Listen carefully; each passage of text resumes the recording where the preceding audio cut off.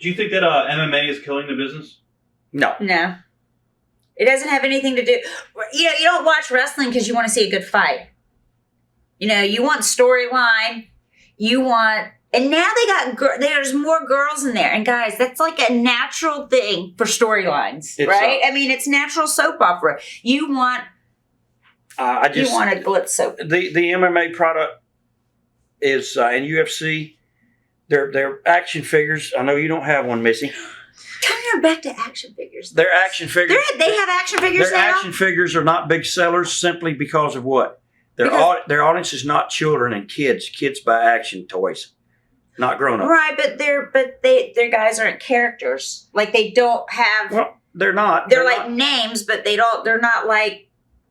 They're not just characters. That's why I think Brock Lesnar's going to do very well, because he is a character. He's a big guy. He has brought character to that company now, and as long as he stays healthy, he'll be there for a long, long time. Yeah, I mean, and he is like, everybody talked about that. Well, I mean, he's the big draw now. Yeah. Now he's going to get crossover wrestling fans. Yes, he is.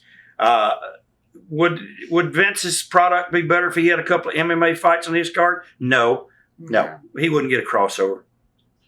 Where do you see the business going in 5 years? It'll take it about 10 to change. It's a 10-year cycle. It's low now for 5. It's the same as I said about the economy across the world. Yeah. It took 10 or 15 years for this to happen. And right now by euros, because the euro to the dollar it's at their 4-year low. So if you want to, that's... I think Vince is pretty smart this year. CNBC, Missy. Yep. By the euro. Vince is pretty smart this year with the WrestleMania, but he put it in the first quarter. He picked the date so that it would reflect on the first quarter earnings as opposed to the last year when he put it in the second quarter, because he had a stronger card going into last year. He knew the production and everything was going to be better. He already had the Hall of Fame. It drew 15,000 people last year. This year they drew 6,000. So there was a whole difference in the dynamics.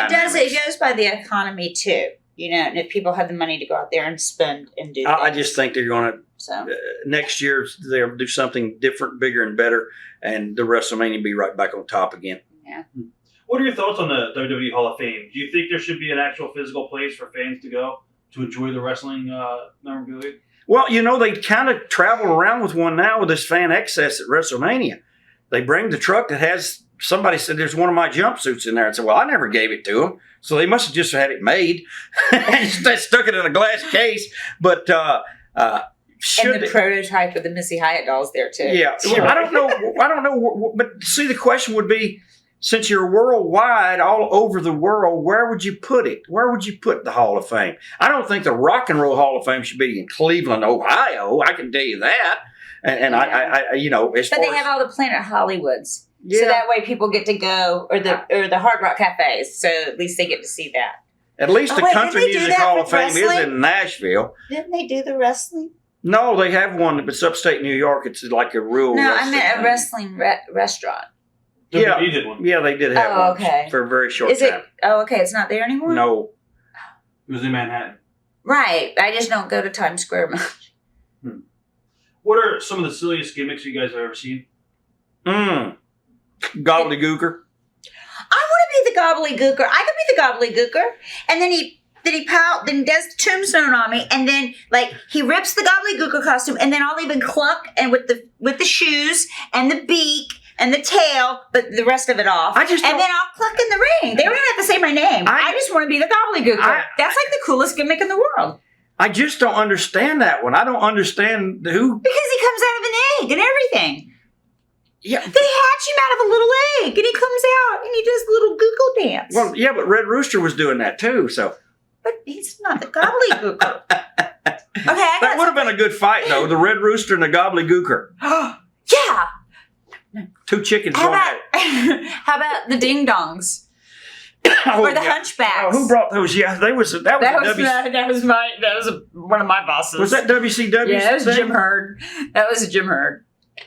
Pizza Man. The dim dongs. The ding dongs, and then he wanted the hunchbacks because you go to pin them and they're hunchback, and you couldn't get a pin on them because they'd roll. That's a good idea. I should have used that. Maybe I wouldn't have lost so many matches. Do the roll. You're a hunchback. WWE has recently stated they're looking to try to find a black wrestler to make a star. Do you think that's fair to the white guys that would be very... I have someone for him then. And someone who is a second generation. Butch Reed's daughter. She's half black. I mean, that's black, right? She works. Half black. I mean, she wants to learn how to work. She's gorgeous. I mean, gorgeous. Buff, gorgeous. So there you go. There's a star for you. There's always been black fellows in our business and girls, and they're just, for some reason, they're not a lot of the guys that enter into the pro wrestling ranks. They never has been not a lot as far as the number of people. You know, there's more white kids who want to be in pro wrestling. But than I think they should get a kids. Spanish, because that's where the demographics and the TV. You know, I mean, if we're going to talk races and stuff here, I mean, do you think wrestling should even be pushed on race? Yeah, I mean, not that it's pushed on race, but I'm saying you want that demographic. I mean, the Latino. You need. I think you need the Latino thing. Something. I mean, everywhere is Spanish. When my fucking mayor has to say his words and then stop Spanish afterwards. I mean, everything is Spanish. You go to Florida and you look, the streets on Spanish. Where you're at? You're in Arizona. I mean, I don't care. I mean, I don't. But I'm just saying that's a demographic. That's a really huge. Well, they should have. I think in every. Who was the guys in TNA that were Hudson Fernandez and Homicide? Yeah, but when they did that whole thing with the group of them taking over and everything, that was great. I thought it was great. Every book has to have different chapters, and each wrestling card needs to have different type of people. What are your thoughts on Linda McMahon running for Senate? Well, that's interesting. She's to the right. That's interesting because she's to the right. I like her. She's to the right. She might win. Who knows? Even with them airing all the dirty laundry, they called superstar Billy Graham the other day, and it was all in the newspapers, stuff that he was saying. Well, but she had a really good comeback. Billy's already an admitted liar, so it's hard to be taken very seriously when you've already. But they've already outed them on everything. I mean, you know, when you go into politics, they're going to find everything. They've already outed her, and you know what? And she's taken it very gracefully. I would vote for her. She's a good politician. Yeah, I would. Yeah, she's to the right. I'd vote for her. Have you guys? I see their commercials because I live in Manhattan, so I see her commercials. They always air on ABC at 3:00 in between One Life to Live in General Hospital. So, why do you think indie crowds are so down? Because they promote off the internet and they don't realize that there's other ways to promote wrestling besides internet. Yeah. And I don't think they get the word out to the fans the right way that they're having these indie shows. Sometimes fans don't even know you're in town. Yeah, whatever happened to like posters and going out and doing that stuff? I mean, you know, and putting in the newspaper, an ad in the newspaper. I think the real wrestling fan, he doesn't want to see his neighbor who just sold 10 tickets be on the wrestling show because he sold 10 tickets.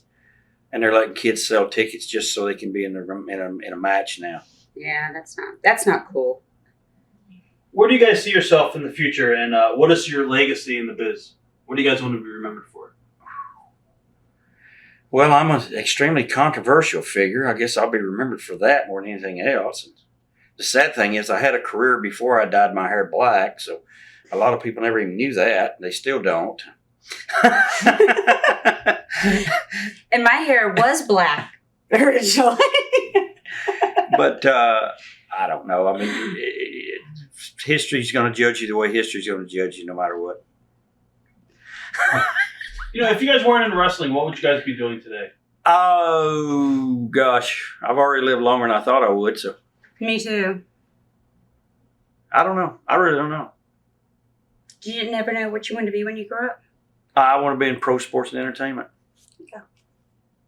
Well, I want to thank you guys for being here today. It was a great interview. Thank you, Missy. It's been a pleasure. Thank you.